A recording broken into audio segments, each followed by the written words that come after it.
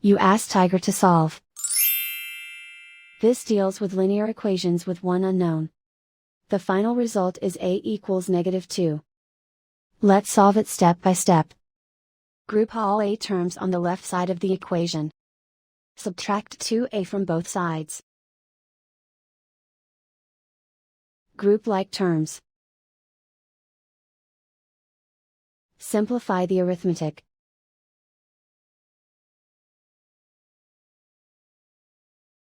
Group all constants on the right side of the equation. Subtract 10 from both sides.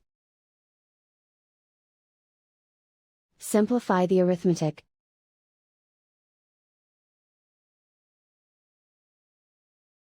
Isolate the a. Divide both sides by 5.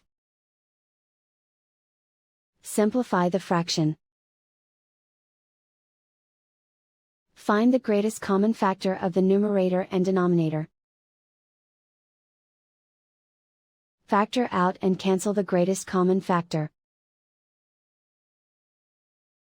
And so the final result is a equals -2.